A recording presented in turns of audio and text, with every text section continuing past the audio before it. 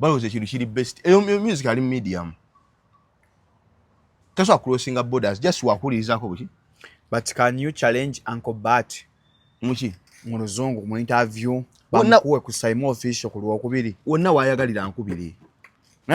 Wonna. Ate oyo alimu ki? Alina views mmeka, alina bameka bamuwuliriza. Ow'amaanyi ennyo mugezi. No, there has to be sense. Ate mweteeka mu position ndize mutaliimu. Mpuliriza. Ate mpuliriza. Eva, omanyi kintu ekisinga okuba ekibi mu nsi. Kati all those hooligans, balowooza they dominate. Bo ku mwongo bwabwe. Balowooza nti eno industry. They are the gatekeepers. My friend toyina kyoli lwa nsonga. Kiriza nti ensi erina we yakukomya n'okulaba n'ekola ki. Ate you need to perform to our perspectives. Oyo. But I was talking about the album. Album ofunyako time n'ogiwuliriza. Ekibuzo kiyinza okuddamu kya kisiru. Nasyogereko kuba kati album tugyogerako. But have you ever taken time Mustafa Kenyoga kampulize ku album eno? Of course. You have ever. How was your experience? How was the album? No, ku muntu ali ku bibye bamuyimbira. Ku muntu ali ku bibye manyi wali music atakola sente. Like omuntu obanga ina talent, wali music gwotanga wa sente. Nobera music gwota nga si wakubanja munyo sente nenga ajja kubeerawo. Abantu bamukole ki? Omanyi omuyimbi nga alina talent, wali music gwafumyanga wuwe. Basi agenda mu katali ng'ennyimba yazifumya ddene nga yazewulirizamu. Kati album eri wali mu makati. Pakumyewo! Shiba Karungi! Twin Kama! Baby Mama! Black Legacy na Juba Express back to Sako! The return of the Queen! Shiba Karungi! Kampala Serena Hotel! Friday 22 August! Emitwalo 2 okuyingira! Alebad 15! Emyezi ya milioni 3! Oro ku Sunday 2 Agusta agenze Luwero mu Kisaawe! Shinzo 1 gumu! Booking a ticket yonga bukyalaba! Tokomererwa ku musaraba! Genda ku Momo Pay! Obanyiga! Kamunyenye mu 65 kamunyenye 20 kadara! Hoba! Genda ku Serena Hotel! Good Color Solution! Hoba kupa passport! Ozigura physically! Ekwanga libadde mu kiwubaro! Nali missing a music ingono! Make way for the Queen! Wetegule bala! Kati bimamiya! Musaleko na John Rambo byamwe! Biwagidwa Victoria University! Westlake Water! I&M Bank! Right now up! Trisha Safaris! Sanyuka TV! NBS Music! Afro Mobile! Venom Records! Ne Juba Express! Where is a sente mu nsezi suka 10 Bunambiro! Munsi y'ennyambala n'enzikiriza we bikwataganira, Hijab Nation ejaguza okwewaayo kw'abakyala abasiraamu mu by'ennyambala. Abakyala muli b'amaanyi, mulina obusobozi, muli balungi ate bakozi nnyo. Twegatteko olw'okugenda mu maaso n'ennyambala mu kulyowa emyoyo, enkulaakulana n'okuzzaamu amaanyi mu by'obulamu. Jangu wezzeemu amaanyi, ositule n'abalala tusanyukire wamu, okoleze obumuligo nga 23 Ogw'omunaana 2025 ku Thobani Center omwaliro ogwokubiri okuva ku ssaawa 6 ez'emisana okutuuka ku ssaawa 2 ez'akawungeezi. Okuyingira emitwalo 5 gyokka ne miliyoni 2 emmeeza ey'abantu 8. Jjukira buli nnusu eyamba. Hijab Nation, empowering Muslim women. Biwagidwa, Mimi's Glamour Palace, Right Now, Print Creations, E-Corp, Juice Sanctuary, Mami Gadgets, Flory Flower World, Jeje Sounds, Wamune Rashida Veils and Makeup. Tubanjulira Katogo Collections abeegulidde erinnya mu kutikkula n'okutuusa engatte z'omulembe mu kibuga Kampala. Tusuubuza n'okutunda engatte za buli kika omuli eza gentle, sneakers eziri original ne open shoes ennungi ddala. Tusangibwa mu kibuga wakati ku Ham Shopping Ground ku Chains of Liberty ku dduuka namba CL37 ne 38. Ate mmwe ab'eggulu mwabalidde empanga tulina branch yaffe eya Katogo Collections ku street ya Jomo Kenyatta Road. Ate ng'eyo tulina kalonda yenna okuva ku ngoye ez'abaana, abakyala, abaami n'ebyomunju byonna. Tulina emifaliso, carpets, pillow, ziduve, blankets, amasuuka na buli kye weetaaga mu nju. Gwe ow'okumpi n'ewala nga weetaaza okugula, ssekinnoomu oba omusuubuzi, tosagaasagana, tukubireko ku noti 777 noti 88 39 68 oba noti 753 noti 23 65 Darome Guluweng Obino Tracker. Abantu bangi bo balowooza mu ddagala lyaffe ery'obutonde okuva edda abantu bakozesanga nkola ya kizaala gumba.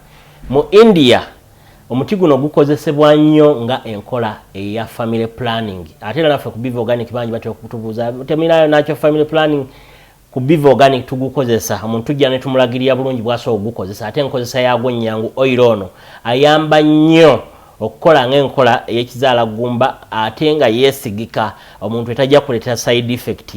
Era gwe omukyala ayina mugamba nkozeseza enkola endala ate ne zintiisa ni mutyono mulungi nnyo okukola nga birth control method ate eri reliable kubanga properties ze tezina bwe za affectinga reproductive system ate mbwofuna ebizimba ate ozibikira enseke ate akuyamba n'okukelenzinga woyagala okuddiramu okuconceivinga tekikutwalira na budde kuba kikola boss ku basajja n'abakyala okusobola okukola nga spermicide.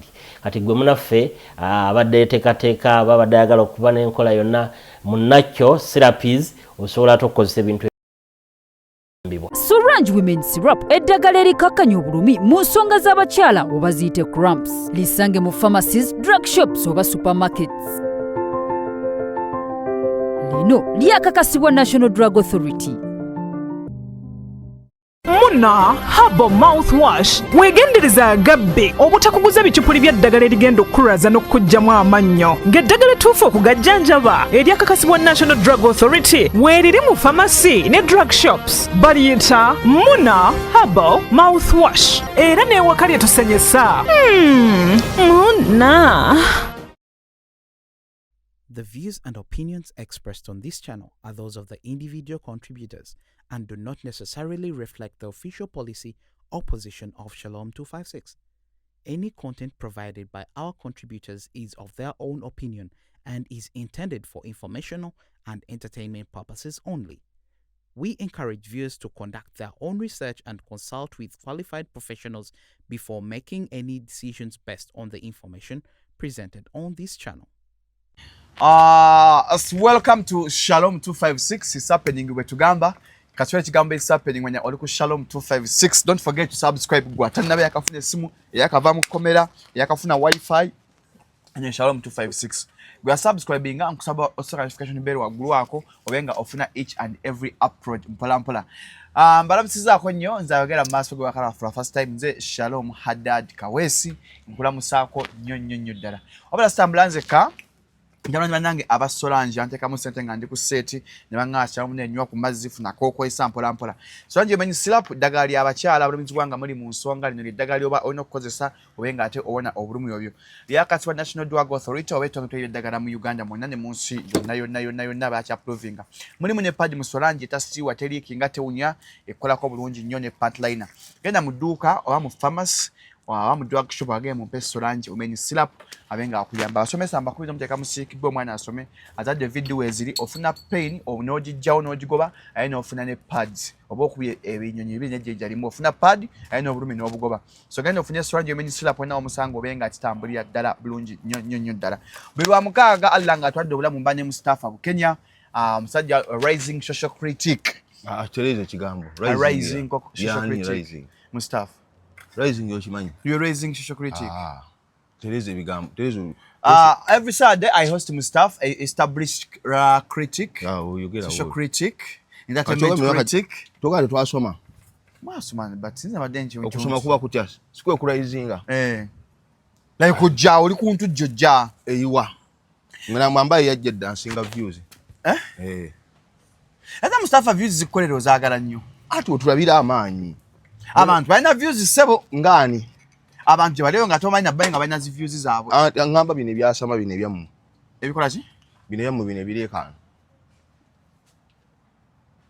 Mustafa tona doboza ku bantu kandi bine birekana anti mbadde ndawo mbadde nsumulu waliwo ebirekana oburekani ku internet waliwo bino bijenkins ani kyabadde nani bwe bani bwe bakoze gundi leero Senator badde. Jenkins. Abage tebakuvumye. Bage mujemoge kwa album Batt agambye bakutuza mukole interview nga ya luzungu. Nanti zate Batt abo nabala baddanga bali ku metro na bikke. Batt Badru. Yakola ku metro. Iba bijwajanga ne James proper. Ne balimba ngene singa bali na bikke. Na agambye akusabamu ka 1-on-1 ku same official. Mwogere ku luzungu mwogere kwa Break the Chains album. Nedda sikwogera ku Break the Chains album. Agambye nti anjagala mu luzungu. Batt. Omwulira mu luzungu. Agambye nti anjagala mu. So Batt former East African. We are reporting in East Africa so Batt wa manyi. Anti fe byaffe. Egundi ebitukwatako byonna. Wina billion yakawandese from senior 1 up to senior 6. Then university ogenda kema kene kwa you. Ne bakunonyayo. Nonyayo. Yanko Jenkins agete nakwogera ku Break the Chains. Yajogera ku amyaka emeka. Ani. Gundi Jenkins. Mwaruba agambye aluba musiya abato. Si abakulu y'abaana bato. Sibwe kiri. Atogira ko yo wenkaaga. Gwekimanyi te yaluba mu ekigise marketing. Baji marketing ze bulungi. Bubi nnyo. Babuli ajogera kakubo. Ati munoga tokako bonna bwe bataddeko kuli asikiriza muvubuka. Ani. Abali kwa Lubamba. Tuno Bukenya. Bukenya media. Jenkins. Oyo omuntu mwako nawe kenyina amaaso gakuluma. Okimanyi twali abantu ate Lubamba ebintu ebyononye ebintu ebi. Marketing yaganye tosobola kukwata Lubamba. Gyoga nti mugundi. Target yo mu katale mu myaka 2 kwambuka.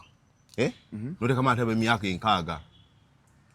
Tonna kubuza soko buze ku bantu atuliriza. Ama mwasi. Yadiriza abantu. Tubaniza ne. Buza ku bantu 5-6. Kutuse. Shafa obusongo ina bungi. Nakati okuvanyuma kunnyonnyolako lwaki bebavumye ebyonze ezalubam najesonywa sijogera ko kirungi sijogera ko kibi. Anti alubam. For the sake of my peace. Anti alubam. Osiga kwegoba n'abantu. Kati kankubuleka kino kimu. Okumanga ya alubam mfu. Waliwo kibayita bata bino cash from beyond. Kati bonna abagiriko they are cast. Abali kwa album ya Break the Chains. Bonna baalimu kati kankubulye mtandikira ku eriko Bukenya media. Tayalemu Bukenya atunda mamotoka. Anti atoyo ne wabayogera bogeza abanga anti akamakana anuka amalusu alinga anti. Bukenya ananuka akamu. Era bwayogera bwatu bwabikula akamuyizo gamba anti. Era muzemu entalo za mmwe ne Bukenya media. Omuteke bali. Leta Jenkins. Achievement kijoma ya Jenkins emyaka jama tutukuze tubalaba basajja. Utumulabo okwogera obubi. Kozi wa kibobe. Kali oyo kyali nokola. Agende yesimbe ku mu bino ebino akani byabaki byabaliko obulemu. Ani Jenkins aliko obulemu ki? Anti tayogeza kibobe. Oyo yanzo funira achievement. Ayo kati yayo nokola. Agende kuno buchiko abaliko obuki. Aren't you taking this personal? Or you the personal Mustafa? Not that the personal. I want us to be focused. Yes. Sigale ku mulamwa. Sagala ostwali personal Mustafa. Nedda kye kituufu. Gotomanyi. Sagala ostwali personal. Tomumanyi. Sagala ostwali personal. Tomanyi Jenkins tomumanyi. No, just back challenge nzibanga tuna kwogera ku Break the Chains album. Anti nabo njagala Mustafa wensonga zo. Nanga gamba jogera ko. Tegerekeka nga tolumbye. I want to do personal attacks. No. This is not a personal war. Bo bakoze batya. Anti nange nva kuwa gundi yawe. Ngana umanyiti babaddawo ku sheyo. Boga tabadde basatu Kasuku. Jenkins nani? Batt Badru. Basi mya hanga 10 mwameka. Kasuku mujembe bintu bi. Anti gamba ngaye babadde. Kasuku godfather wange. Tayogerwako tana kya Kasuku toba ko kyo munyega ko kyonna. Kyetugamba ngaye babadde basatu basi emyaka nga 10 mwameka. Ngwana ngaye babadde basatu. Basi wanga 10 mwameka. Batt ali myaka 3. Ngemazima. Kaligo kyo bomanya. Batt ali myaka 3. Abo nange babadde. Tuyinza kubanga marketing. Kasuku ali myaka 3. Tweyanziza tata Kasuku. Uncle Jenkins alinga myaka 4. Jenkins. Oyo kati utaina yaddo kugenda kwa Lubamu ina kubeerera byanfuna bino ebibato. Uncle Jenkins muyimbi. Oyina olimba romanyi. Celebrate life. Life is a okwogera. Ayego Mustafa ali oyimbyeko. Kiba bakugambye they challenge you. Mwogere ku na Mustafa nyoge uzungu Batt ajja twala mu luzungu akusinga Mustafa tuswali. Alogera ku TV ki. But so Batt wa man. Yankubuza alogera ku TV. Albamu yaabwe. Abo nabo nabaji marketing abo nabafu. Mbadde mbakugamba. Abaddeko Bukenya media. Kwa media deke bweru amanye ebya music mutambuze. Social media wa amanyi ku TikTok. Utanatuka na kweyonja ogane nti abadde bweru. Antuka kweyonja? Botomulabangako ng'ayogera. Bwabikola bwati akamugamba nte. Botomulabangako. Ewe wa myaka emeka. Ne yavuka ebitambula tabimanyi. Eshoka teyasoma nawomerwa embona. Abakanya media. Atu oyo ayina manyadde erinnya lye. Ayinza okuba n'okujju n'erinnya lye akozesa enugundi bayita sample. Ni bukanya gonde. Eno. Eky'ekinkumu. Ekinkumu. Kati Katugola ye bamuyisiza wansi. Bakanya media. Habari nyanyonyi. Kenya bayita wansi. Bali munyonyi yes sky soldier mugambye. Jobless billionaire. Kale ulira bintu bonyumiza aho kaniye billionaire mwe jobless. Ata bote bayina na abo kati kugambe ka kiru kimu. Abo nanga obalaba. Ani aso okugamba nti ayogera alubamu. Anti bagala target yabo ya luzungu. No, Uncle Jenkins aso okwogera alubamu because amanye bya music. Naye abadde Kenya. Ate yagenda ne byakola ebibi. Bamulese ndoza lwa mugugu. No. Mustafa, saga tufune personal attacks. Si personal attacks. Njaga tuzijjewo. I want us to be tusigale ku mulamu Mustafa. Saga tuteke mu personal attacks. Nze gamba alubamu yaabwe. Bonna abajogera bennyini tebasoboka. Badde kusookedde ku Bukenya. Gizeeko Jenkins. Naye bakyamujjako adisi y'abavubuka. Kujja ku bantu buteewa kitiibwa na buteekuza. Osenga tayogera n'minusa ya bya bulambuzi. Jenkins. Senga ka minister abirambulizi. Oba bya buwangwa. Ali yotaka abantu bwe bati abakulu. Naye atayogera alubamu ku myaka 5. Yaba ne seno mbere bane. Rwana nnyo mukole. Kale osenga ali mu ministry baya bya bulambuzi baya bya buwangwa nga jayogerera. Ontegedde. Ne kali mwe unyanga achayogerera alubamu at 50. Era mutegeko obulamu bwa mwana. At 50 ochayogerera alubamu. Osenga ali mu ministry nene nga jayogerera ngeri jayasame nnyo. Si ayogeze ekibobe. Senga ali mu ministry nga jayogerera. Nze Mustafa njagala afune olete argument points zo. Nenga teziri ku personal attacks na muntu. Anti kyegambye cause na Jenkins takoze ku personal attacks. Anti kyegamba kyempuli kyega katowulidde tonna uli ya interview. Kyekugamba kintu kimu. Abayogera alubamu bennyini baki. Nkusooke nkutandikidde badde nkomye kwani. Ogenda ku Kenya media nogera ku Uncle Jenkins ogera ku Bat. Waliwo kati ate eriko ne gundi. Nani? Ne Nurudini Ntege. Ate Nurudini yakoze eki? Bonna bali kwa alubamu ebyo bajogerera. Kati yakoze eki? Anti kugamba bogerera alubamu lyonna nti bonna bali. Nurudini ojoga kwanga amanye ebya music. Anti ate yakola kubukedde music ya mumanyi amanyamu experience so he has a right to talk about that. Anti waliwo abantu botesemezanga mu business yongo yagala etambula ebisira nto besemberezanga. Anyanya ebisira. Kati ye Ntege buli wakola bamugoba. Kati Nurudini yakoze eki Mustafa? Anti bonna kugamba abantu bali kwa alubamu yabajogerera. Na dajebbi. Nurudini yakoze eki? Anti kugamba bonna bali kwa alubamu bagikola ki? Naye kati Nurudini yakoze eki? Anti kugamba obuzibu bwabwe bonna. Alibona kuliko nanyina alubamu. Kaga anya omancho baya resigninga ku mirimu. Oyo ye nagamba waliwo kibayita cash from beyond. Muno ndo bayine bachira like chibachira. Ebye bisikire. Kati mulimu abantu we kati tubanga okola business yo. Tosale kunoonya aba bati gundi ba Jenkins. Onoonye bano bani? Bantege babukenya. Abo nabo Bukenya yali successful. Is an entrepreneur. Abana bonna abato bonna basaze kuno ku media bakadidde kuno. Bwachayogerera alubamu. Oyo singa chayogerera alubamu y'emyaka 2. Ngoli myaka 6. Kati bwe yayogerera awo ali mu kifo kikyamu. Bo bonna ndaba bakadde. Oli abavubuka abato abanyirira. Abategerekeka. Naye kati ngoleta aba Jenkins yakulanga ekidomola. Tayogera alubamu y'abavubuka. Omuvubuka aba bwatyo. Kigambo nga kinene. Anti gwe muvubuka aba bwatyo. Like tukakane mpola. Age comes with experience. Anti gambo marketinga. Otunda pad. Nga tweta Shalom yabaziranga. Because I can explain to people. Engeri gyogenda mu mwezi. Sikugenda mnenso okunyonya bane pad nungi. Then you were fool. Onyonyo tacho tamanyi. Nino omukazi waka. Abazi kwesa bangambe experience ye. Ne pad zemba. Taso akunyonyola kyawuli. I want to tukola 7 much research. Nso tambula muno mu kyanja. Gwe nolanga pad. No ngambuza kwa survey. Gwe no gwolanga pad nga goli musajja. Nsoziranga explain nzali a perceiving a message yonji funa ntya nga gwo musajja gwolanga pad. Sister wange akozesa pad. Then you like then you were full. No. Ye bali abali supposed okulanga ki? Abali supposed okulanga pad. Ntuso akwata gundi album ya bana ogambye target yo. Ate nanyi album ya gamba ebwe basasula sente ntono. Ate you want to go international. Ne mwatu fula basiru. Ate bo muntu wa kamba buli muntu wa ata music wali amugana ku spreading ekyo kimanyi. That's why tuuliza abajamaika bali nyumba za ku passport nga zijja Uganda batuzifuna.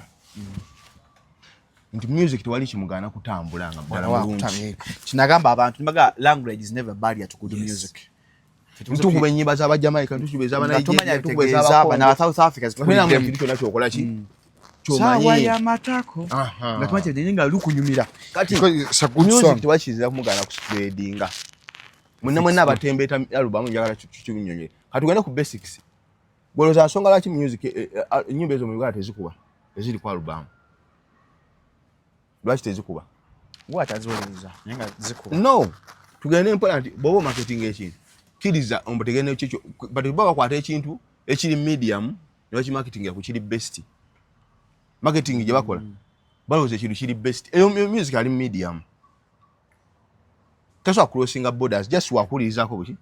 But can you challenge Uncle Batt muki muluzungu mu interview bamukuwe ku Simo official ku lwokubiri wonna wayagalira nkubiri wonna ato yali muki aina views mmeka aina bameka bamuuliriza ow'amaanyi ennyo mugezi.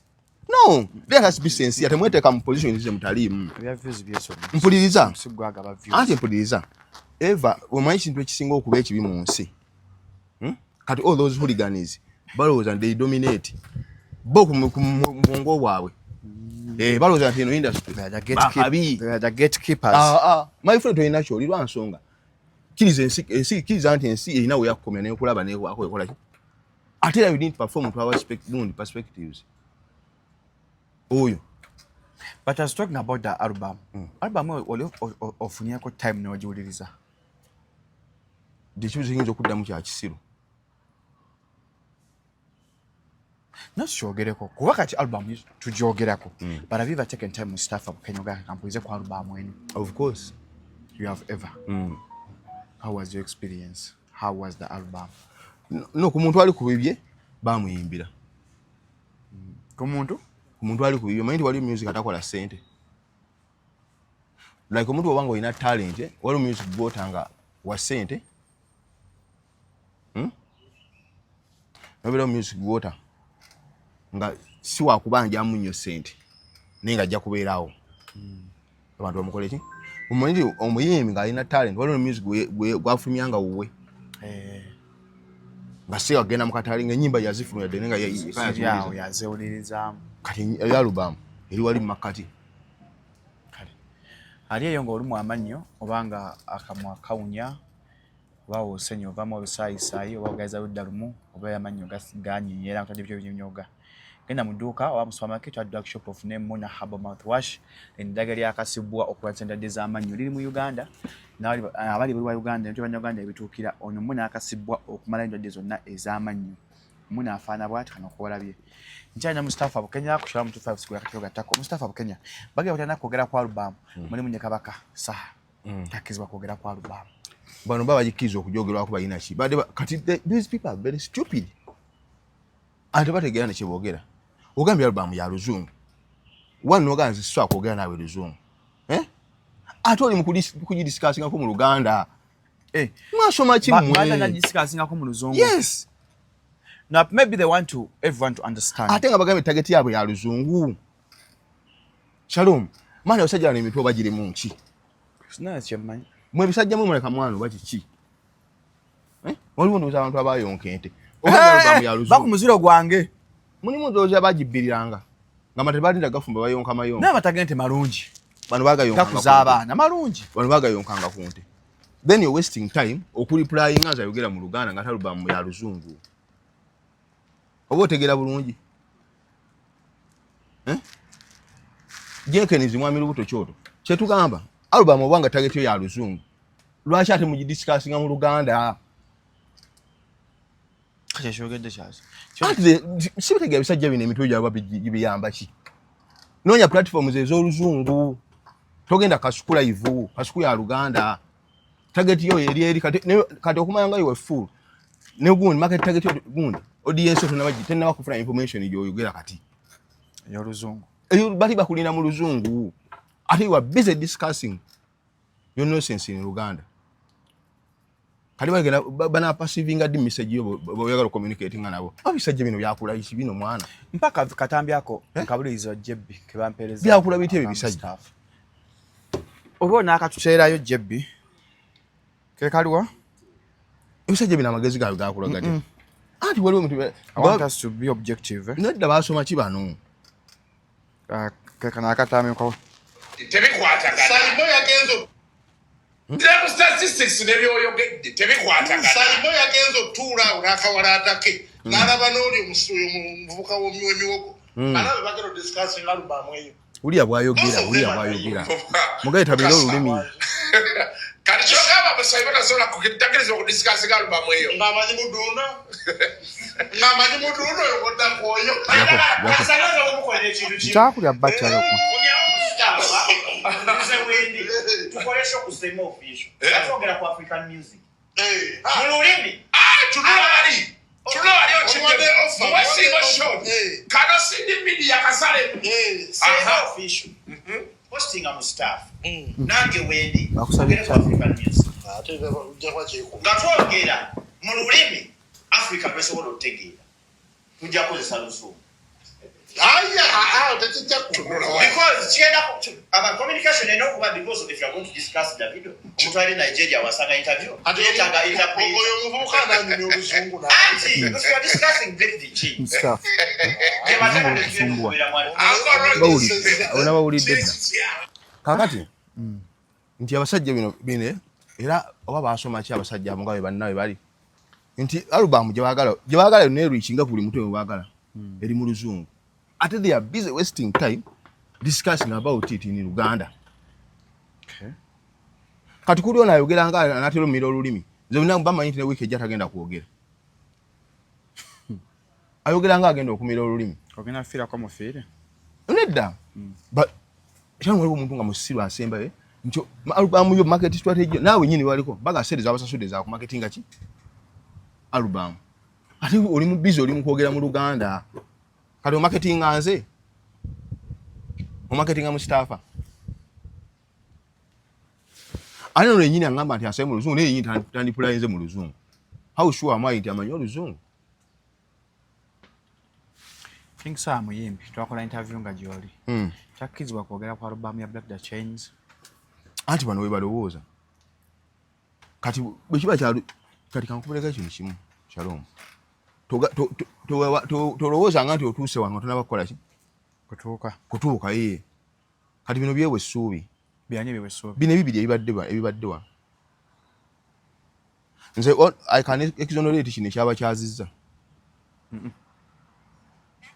togamba mbu kino ati kino kikyenkana kiri obunene obunene naye ngamba bino ebibiri bino ebiri mu marketing video gundi ani album yawe album weba ya luzungu mutuyame mugitubulirenga mu luzungu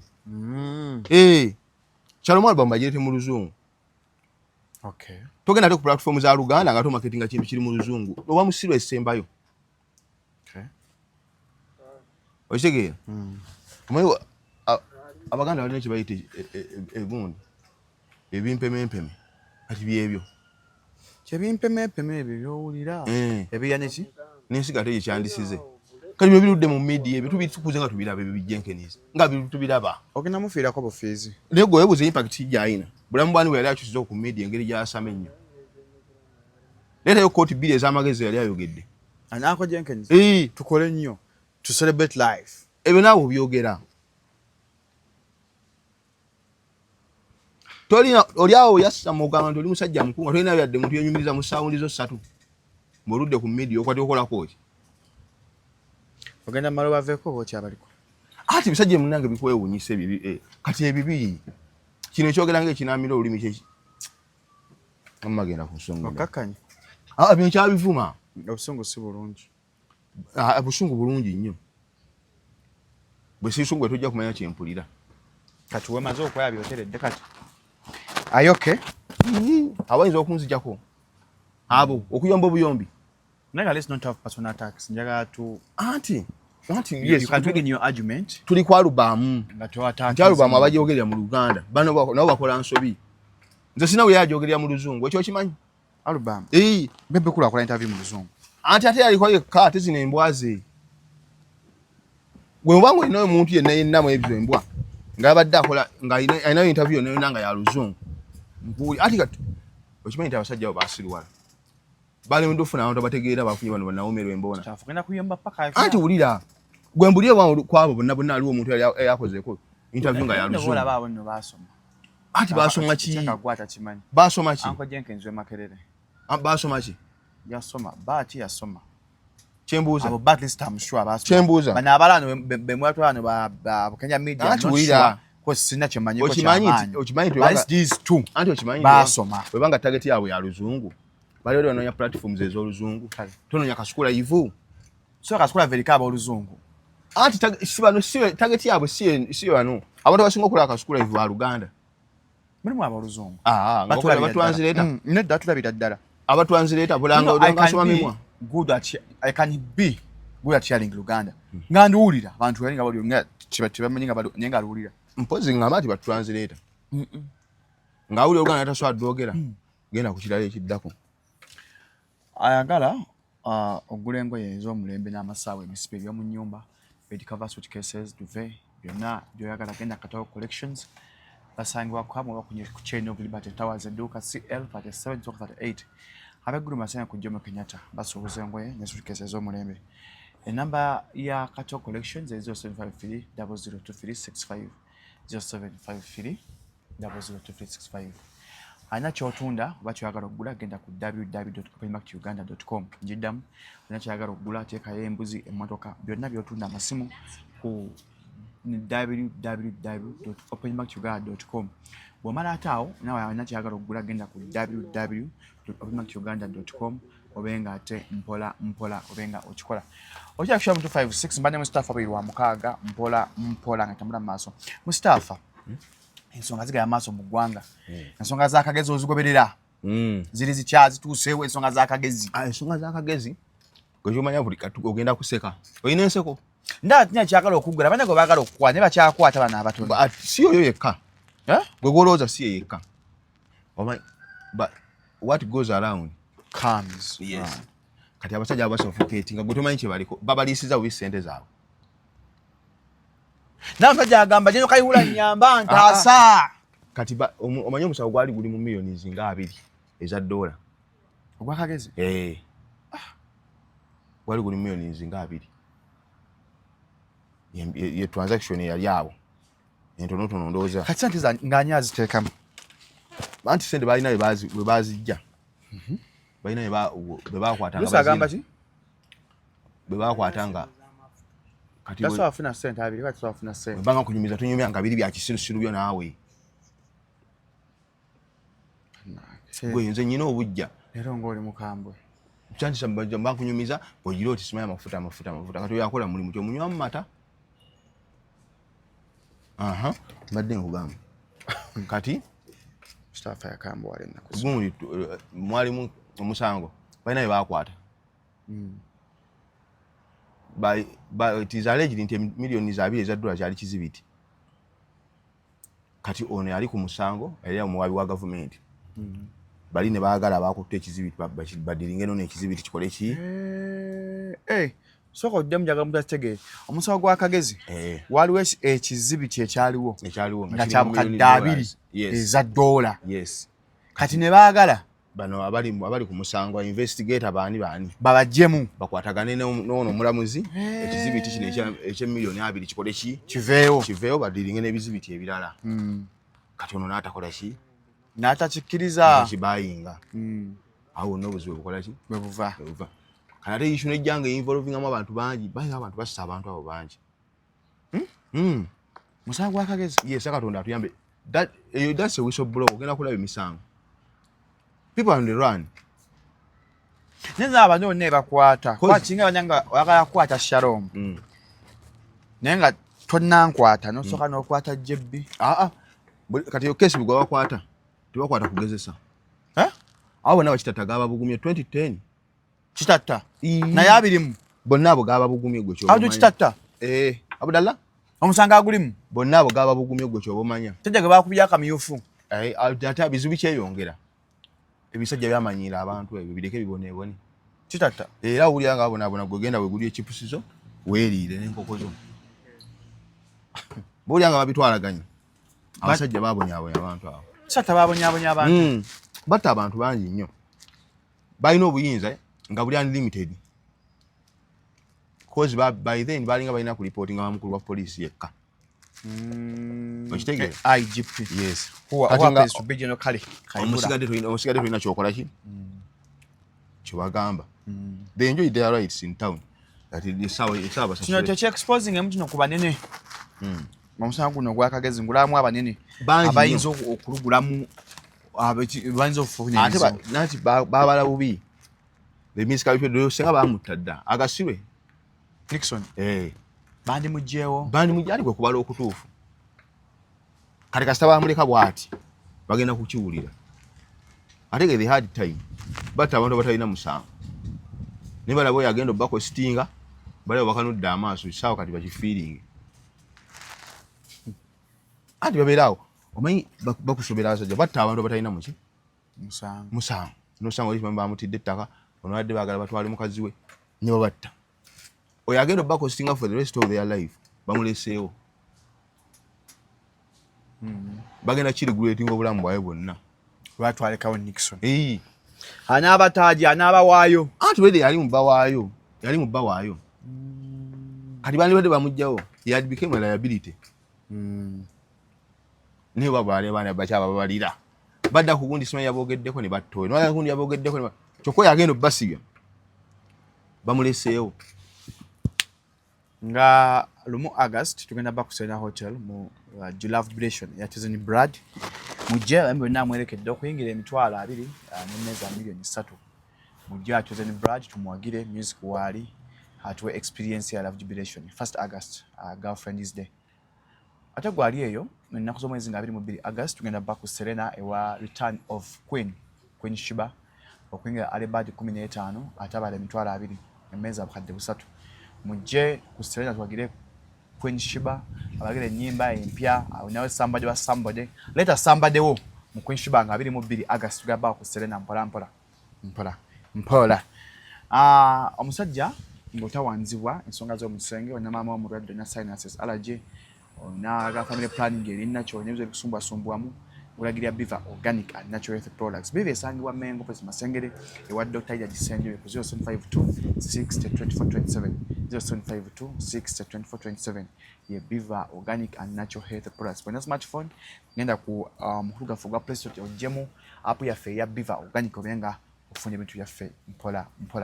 Nchali ne Mustafa bu Kenya Mustafa okiriza muguru. Okiriza mukuzukira.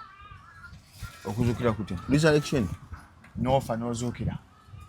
I don't think wabyeko omukyalo yafa lino ddubu nange bali mtu wa mwaka kamwe taddu ono yagenda mu ggulu nga bekimusi kyakusasula ate nadda yagenda mu ggulu atimanyi tunya emitima gyaffe mu ggulu egiye gitulinze nego kimanyi nti abantu they are not only stupid but they are also mad. Ne watifu omukyalo nga agenda mu gbyangala bituufu nga yayitawa yafa n'azuukira n'asanga abatrafiki ba Uganda kyogamba nti eggulu nali ajjudde bannayuganda teriyo nsi yalaba empuku y'Osama bin Laden nkubuuza bannayuganda eba trafiki bannayuganda we are highly favored yo nti nkugamba mu nsi yonna ye mu ggulu yonna yasanga bannayuganda ebafumba obuugi eba trafiki bebazuukusa bebase emirimu yonna bannayuganda baagiwa enseda zonna tezirinayo mirimu. Yagamba kyalaba mu ggulu eyo enensipa tita danger zone nemanya kituufu kyova bambonaabona Uganda tuli mu danger zone mu staff zakikiriza oyo niba ne mutusome mune mutumazeeko emirimu akwalero weekend katudiscussingako nekubalalu naye tukiddangamu konna kwesaiza weekend okwogerako omukazi naye simulalu naye Mustafa atyanga omukazi oyo yagenda mu ggulu yayitawa yafa n'azuukira wa okufa okumanyi Bwalebe ko muntu azuukira. I've never. But it is rich and those who believe in Christ will rise again. Kali nga tutandikidde ku ey'enkobe nga yazuukidde. Abantu abamu ndo zigenda bagenda abantu balwadde. Lwaki ebintu byonna bisinga mu Uganda?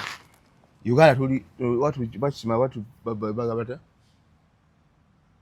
Mundu abatalina byakukola. We are idle. Tuli idle nnyo. Kati kudu believe nno tuwadde omukazi oyo amatu. Kitumuogeddeko. Atugamba nti aba traffic. Because tusamalizinga. Atugamba nti aba traffic. Bambala byeru nga biri. Abantu bagala ebyobulima tabye mukwano gwo. Lumbuye. N'agamba Louis, Loy Sembo gamba kwa yenyo sali musale. Get the word, but my Loy, smile how they are connected with Sally. I don't know why not proof to manya. I doubt. Not even to retell a Kulinda. Yabadde sodda. Wabi ebya Sami, mwali mugamba simu lwadde kachafira mu lupira. Mustafa mulabye n'omutima omubi. Mwagala omwana afe. Twamulwaza. Twagala kutunza kwogera kintu eti mufe twamulwaza. Nedda kati gwatu gungamba omutima omubi wafe guliriddawo. Mwavanye mugamba simu lwadde agala genda mu NRM omusajja kachafukira mu lupiira. Naye manyi Sam is a good friend of mine. Yes. Omanyi nti oba nabeere n'okumpi abeerawo nsana abeerawo. Bye bangamba bali mu mujjanjabiraawo. Tali mu ddwaliro. Ayavaayo. Fakita nali mukolako interview nonna kwe nagira emmotoka ino alitomera. Mtu kabalitomera ko side ne binsumbuwa. But I'll get him over this week. Naye ye mulego mutaweza interview. Abasoto bamugamba ku I know bulumi abamuyambye bemuvuma. Kati govuma bange bebe kulu, toka bebe kulu. Yayambye Sami gomale mu okujjanjaba. Nze tanyambanga.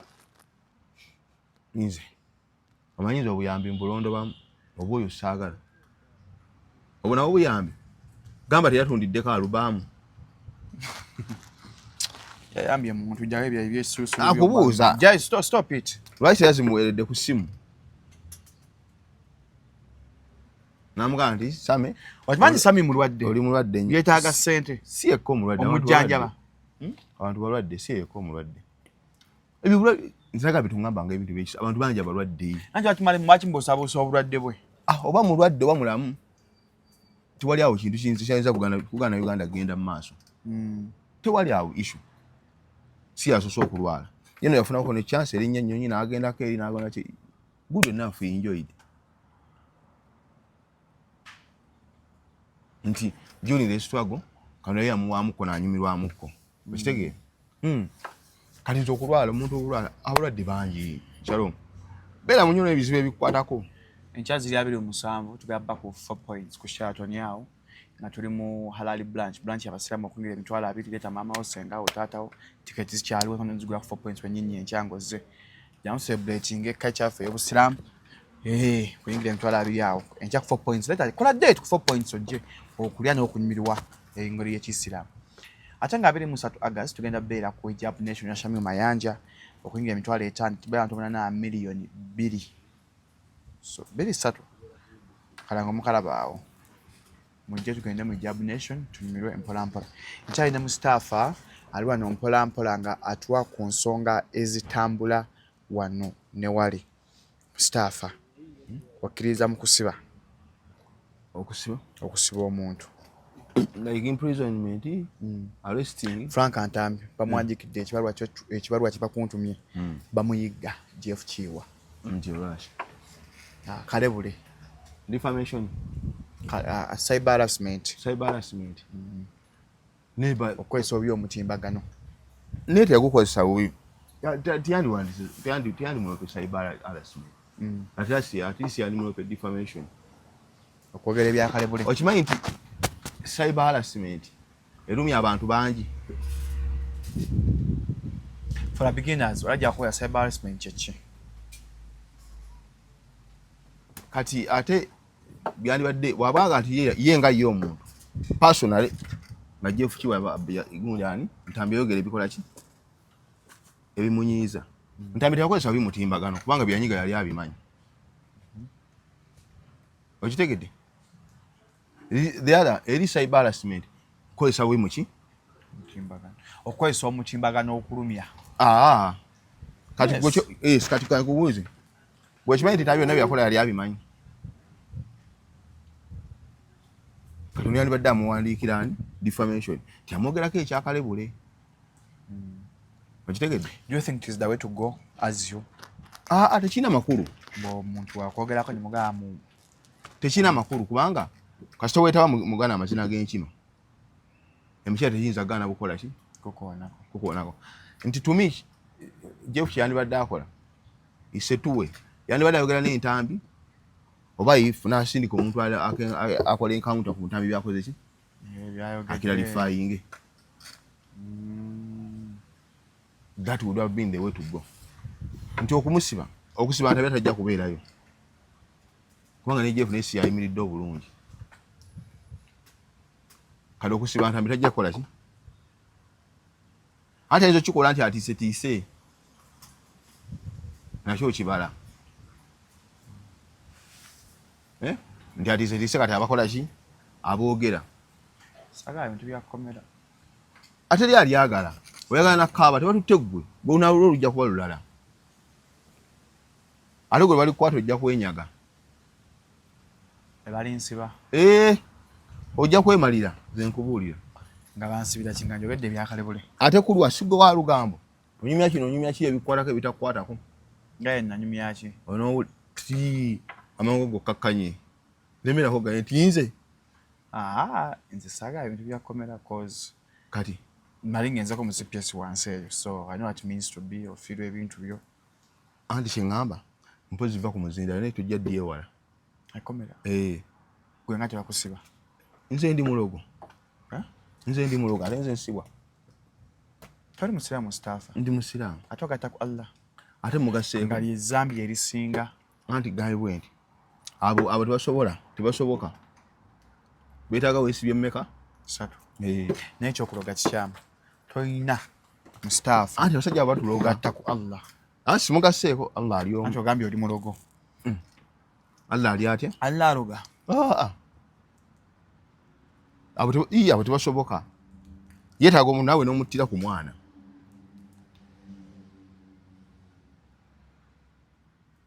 No fire cannot put out fire. Kyetaaga labayo.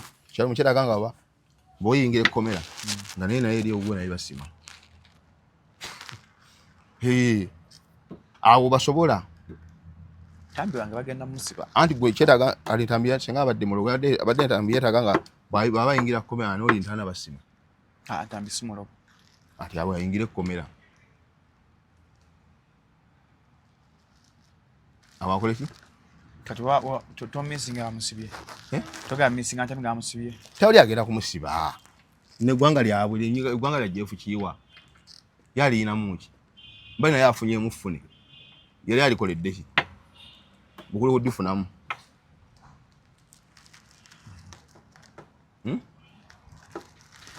Simu nange Jeff ka apartment. Bw'oba agala kujja mu Kampala ova mu kyalo banga ova bweru wa ggwanga ngwagala A&B okusulamu. Jja ku Jeff ka apartments ekisasi mu town. Tulina kalina affe ennamba. Eriko ebisenge bine eby'abaana n'ebyabagenyi. Eriko ne private chef. N'abalina house party, birthday, kwanjula, mikolo, graduation. Abaana bake ayo abatikidde. Totwala muzadde nga tana wakusula mulete ku Jeff K apartments ekisasi.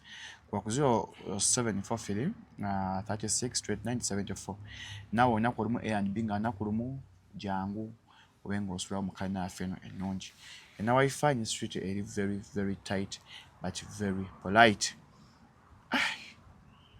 Bintu by'okusiba binkanze.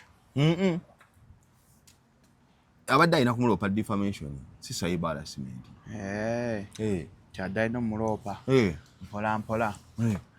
Kati cyber harassment mpozi ng'eyaloopera tamanyi misango kwese gundi ezombi kyezitegeeza. Era ne mukwano gwe yagenze kuloopa. Twogera yadde mu kakiiko ka Mwami Tango Odoy. Nobert Events. Nobert nabule nga akaaba bamubye akalulu. Ate banne Nobert naye aliko ekikyamu. Oyimanyi nti aloga Nobert amuweese ku mugongo. Nobert nsonyiwa okuseka kuba oli kyali wange naye. Okimanyi? Aloga Nobert akola ki? Amuweese ku mugongo bali bati. Ali wano wati. Aloga Nobert amuweese ku mugongo wati. Ali kuno wati. Nobert bamubye akalulu musajja wange Nobert. Okimanyi Nobert Nobert mbasiba akwata penalty. Kyakoze ekyo ekisubi ekisembayo. Ate najja akola interview nga ali mu saati ya movement. Soko menyo kikyogedde. Oba ate nga awalaga kusiima. Soko menyo kikyogedde. Mumbasiru akwata penalty. Yandibadde ajja nga ali Newton. Oyitegedde ngali mungweze za bulijjo. Mutajja bamubya. Ati ogamba oli omukazi ampisa bubi ate gwe yambadde. Kana foto agatuseka mu mbeera y'abasiru. Wabe kyakoze ndio sali musale. Yavumye oli. Natidde. Ate sale andi bamuvuma ati abana yabamanyiza ssente. Deno sale. Yabonoona. Yamanya ati nomba temukoze ssente weeri kaabawulire. Tagwe era okiza wajja sali musale. Ati ate talina maanyi gavuma oli nga tebakolagana nako mu ssente.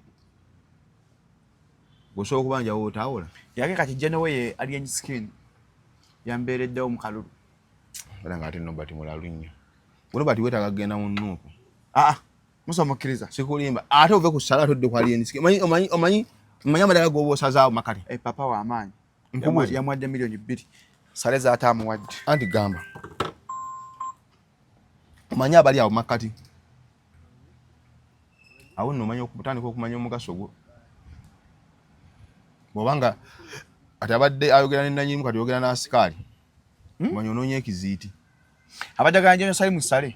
Kati ng'ogana alien skin. Awo olina kunoonya ekiziiti. Manyi oli ku down sloping. Yes. Bajje no bali awo. Basimayi ba brigadier, simayi ba kano, simayi ba permanent secretary, simayi ba. Omanyi abali awo.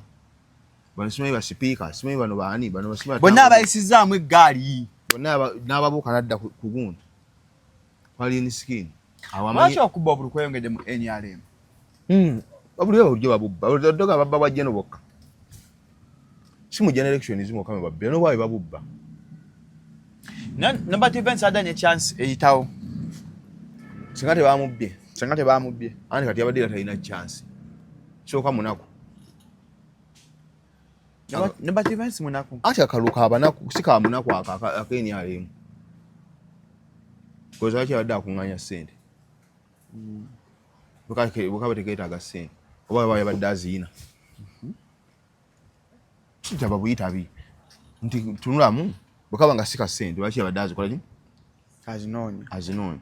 Era akaluka okusimba mu mugongo.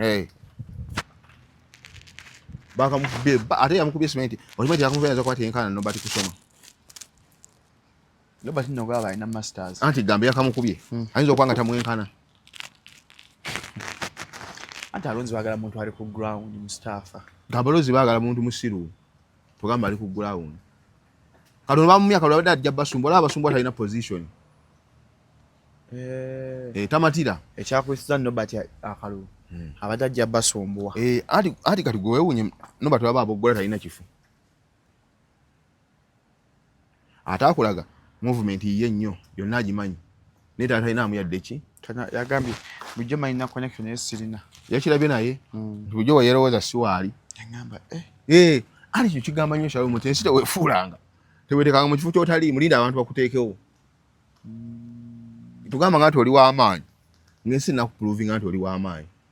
Kati bujjo ye yeefuula ow'amaanyi mu movement. Nalakima nti ne bamubikenkera movement esigalawo. Kati yayize. Tannayiga era nno. Nobati. Olaba yagidde mu t-shirt ya yellow tannayiga. Ati awo kati omuntu omubuufu ozannya Newton tojja mu t-shirt yaabwe ate bwe wanyiigidde obanateeka batya nti onyiize. Esaati gikumeko omuliro. Babajja mu kuba emiggo. Ajja nti ajja ayombe. Tayinza kikola ekyo. Kati awo kitegeeza talina byatukola ki? Byatugamba ali mu kiyungu. Omuka gujja kukakkana mpola. Yagambye ebibiina by'opposition bikolera genocide musale. Ate lwaki tabikutamukole? Naawe example ng'ekibiina kya Mbaraka Munyagwa ekigenda okukyusa obukulembeze bw'eggwanga. Anti the moment waliwo kankubulira Shalom ebintu byogeranga ne bakutenda obugwagwa. Okimanyi? Nti womanyi eyo yonna information ey'omunda obeera otya nga tebakuwa ssente. N'ekyo tebategeera. Kyaka namba twamukuba enkokola. Ate baliwo okumusavinga information gy'alya. Okitegedde? Beera nga calculative mbongo bwangu communication eno ya ndala nnyo. Nti gwatuuka okumanya yonna information y'omunda nti kino ekibiina bikolera mu gundi movement bakuma batya ssente. Ono ba calculative ng'obala. Yes. Tera gwe Mustafa osobola okukwata single mother omukazi ow'abaana ng'alina ssente yonna kyombalako. nze okuwasa teri muntu alina ssente kugenda kuwasa. Senga Mustafa omukazi ajjanga alina ssente ng'akwagala osobola n'ofumba. Nze Mustafa olwomba nasomera ki? Serious mama fe twasoma faba anti gwe omuntu kasi totandika okufumbirwa omukazi kitegeeze tukyalina ssuubi. Yes, twayo kwa nantu afumbiddwa abakazi abagagga nga bali bulungi, they are doing well. Ngani mpaayo omu era amaliza ga bannaye nfa. Is Shakibu complaining? Yes, he's not. Anti sente z'omukazi tezaabya lumbe wammwe. Akomba sikamanyi sente z'omukazi tezaabya lumbe wammwe. Lwaki? Ate bimukwatako munyumiza abafa abafedda batalabako. Oba bbaawe anti omukazi yenna ng'akuwasizza asolvinga bizibu bye bino ebiriwo ebiri current tasolvinga kya maaso oba kyemabega. Omukazi wakuwasa asolvingayo current problems. Yes, si biri ebikadde takola ku future yo oba past yo tabikolako ebyo. Ekyo olina okuba nga wekimanyi kasita ofumbirwa omukazi tayabya lumbe wammwe. Omukazi taziika omukazi musaba ssente ngenda kuziika waffe. Omukazi akwasizza ate osamuga musaba ssente ngenda kusasula fees mwana gwe Nazale. Naye avoka ennaku zino beeyongedde nnyo okukwasa abakazi abakadde. Mustafa, what could be the problem? Anti abantu baagala nnyo okukungula batasize. Kati mentality eri mu mito gy'abantu. Abantu bakyayagala edda kukola kwabanga omala kuteekamu funa. Kati abantu baagala nnyo bw'alaba Shalom ayagala atambule ku trend ya Shalom. Gy'atambulirako. Oba alina omulimu oba talina yayagala Shalom gwe yeegomba. Okitegeera? Kye tutenya avubuka okulaba nga bali nnyo mu bakazi abakulu. Anti gwe wabyanga mu bakazi abakulu bwe totyangayo n'abatabaliimu. Ebyo tebikutiisanga nti gundi afunye siriimu oba ye atamufunye. Mustafa. Yes. Shalom oli wafumbirwa gw'omanyi waliyo ate abatakoze eki? Batafumbiddwa. Tugenda n'abo. Ensite bangakuba eti nti eri iko nti oli wafumbirwa n'ono afumbirwa eri aganze sisobola. Oba ndi munaku oba ndi mugagga sikola sobola kufumbirwa. Ewaali katugende n'oyo. Naye sitosobola kuyimira lwakuba gwe onti olina kyokoze. Yes, gwe ogamba kyoba ffe musiraamu tugamba nti gwe oba tosiibye oba tosadde sawuli yaako emizikiti gijjudde. Gwe oba tosadde tosiibye gamba ino omutonzi. Anti eddiini obusiraamu tebukola ne buyisa drive. Zino zolaba wane zibayisaamu nti jangu mu crusade. Ate okkiriza mu crusade Mustafa nga Pastor Kanja ali mu West Africa abuulira abantu bagwa. No, abuulira nti muno mu nsi bwe mwalo nalina engeri yamukoleramu aninga mu ssente. Okitegeera nti naye bw'aba nga bizinensi naye walina okukola ki? Kano atagambako nti muntu mukole drive mujje mu nsi. So oba na drive so much yagala sebo osaba wano wa muntu anti omuntu wawulira nga ayitaga Katonda amunoonya. Oba nakyo kinga ngo yagala ssente kati yagala kola YouTube channel. Tosobola kwewola ssente okola YouTube channel ogule essimu ne laptop. Sisobola. Sisobola. Bino ebyaba junior. Sisobola naawe. Kati YouTube bagikole ebyaba junior bye biriwa. Sina bitegeera. Ani yange nti junior yegola ssente akola YouTube channel. Mwali megane Jebbi. Era mwe abingamba Jebbi yali ani yangamba. Gwe Jebbi yangamba. No kyembadde gamba osobola okwewola ssente. Ngonya kyoyisaawo. Tugamba bakakola YouTube channel nga kaneewole ssente. Lwaki ogereza nnyo ku YouTube channel? Olwokuba Jebbi yangambye ebigambo. Bwetasobola kwewola ssente okola YouTube channel. Ngola ki nzeewola YouTube channel expired date. Milioni nga 5. Eyina expired date. Oyinza okuba milioni awo otagamba mami njaba kusaidia yo paka mpole 5. Kyegamba. Osobola kwegalira omuntu okanga omunyo mugamba senga tompa ssente ngenda kukolera omuntu omulala. Senga Shalom tompa ssente ngenda nkole wa Jebbi ku channel ye. Ati ebyo bya kisiru. Kyo bato ina value kankubulire. Ngoba kyakuzanyisa eje emizannyo. Dawa no dawali. Nekyo postinga screenshot. Lwaki si okyogera ko kimna si kirungi. Twogera no postinga screenshots of no posting emboozi yaffe. Anti abantu amubetu bogera emboozi gye yayogedde n'omuntu kati abantu ojja kuyiga okusengejja emboozi. Nzawo kana abantu bamutugamba njagala nga nyakala omugamba twogere naye. Ne ohumya n'omuntu kakula ate emboozi atadde ku WhatsApp status. Waliwo nanti n'omuntu golina okugenda naye emboozi kati omukubidde ku ssimu ndala. Olina okabuuka ako. Waliwo okugenda naye nga ate okukisama namba buli kaseera. Olina kugenda olina kutuusa simu ya Jebbi. Kyekisama nawe kaseera Mustafa nkosana ekisama namba. Anti gambe nze mba njogera. Waliwo emboozi gye sitagwera ku ssimu yange. Twogere ku ekyokuta screenshot kinene kisusse lwaki mukiswazanga ate bannaba ate bakyazireeta luli bateeza Ntambi yabayogera nabo baaki yene yogera mu business proposal gani tukole PR w'omuyimbi wo tosabanga omulimu Mustafa ngusaba kyenkuliza nze mba njagala kukola YouTube nja kwewola sente milioni 5 magana nja kukola YouTube naye mumpole sente Mustafa try to understand the things because no man is an island waliwo ati katubanga mu neggume mu nsi gume lyaki nga weetaaga sente ebyo byejjamu ebyo Mustafa bomba Mustafa nyo nachonga ttako nkwetaaga Mustafa omanyi okumvuma bino bwekyanga kyange nonvuma nokola ki but I know Mustafa nache mwagalako ate Mustafa chaliwa kanisa swake akumacha Mustafa nenta screenshots za faze twogera ate abantu bazitomanyi lwaki abantu kibi nnyo okulowooza nti gundi mukwano nga si mukwano tolekanga mweyo status tatusengejje tubuuza omuntu naye gwe oli mukwano gwange bw'osobola okulowooza nti mukwano gwo nga teri mubakwano be balala gwe toliimu kubanga mukwano gwo tasobola kikola mukwano gwo waddala tasobola tayinza kuta screenshots zo naye muyomba naye mukola kawuliddako anti mukwano gwo muba muswala kubanga ate ekima kwana bata screenshot bataako party yange nze gwoyagala okulumba yetata party ye side ye atanze byenjogedde nga nsaba lwaki byabaata njagala Mustafa ogatte ku ddoboozi ovumirire omuze gw'okuta screenshot zaffe abantu bennyini balowooze kusooka opimira mukwano be baliwa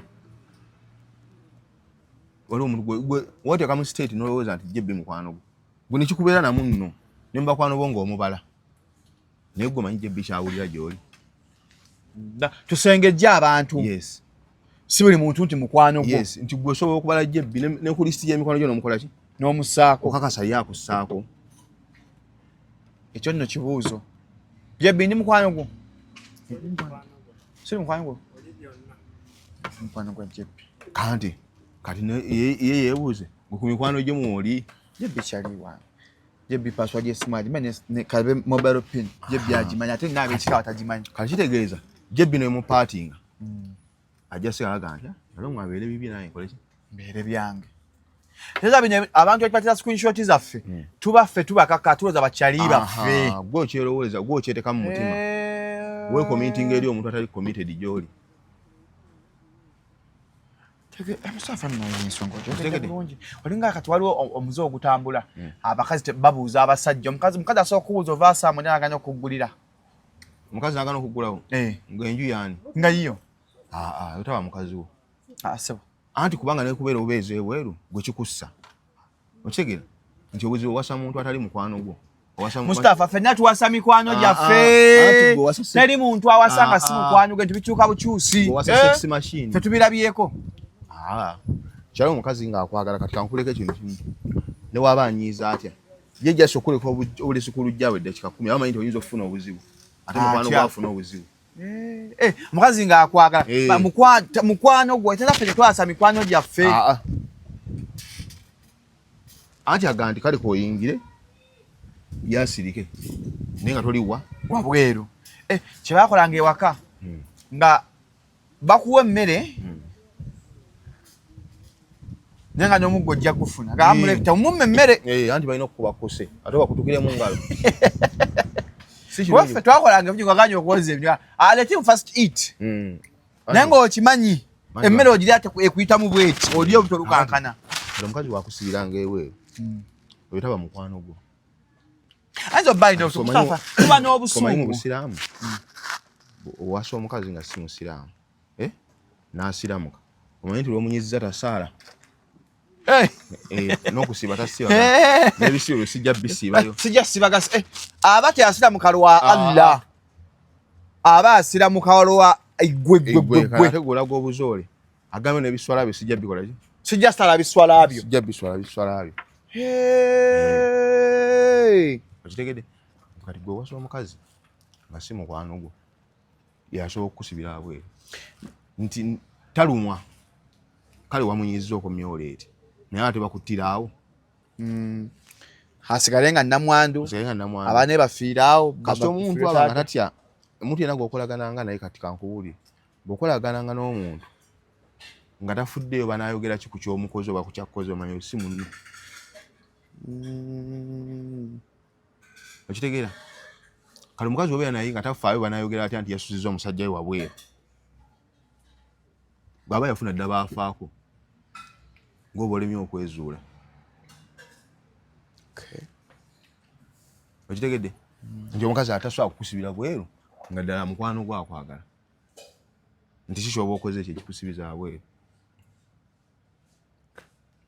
ate olaba ne woba oli mu kadaali ng'okanyampisa era nti bwakiri aggulawo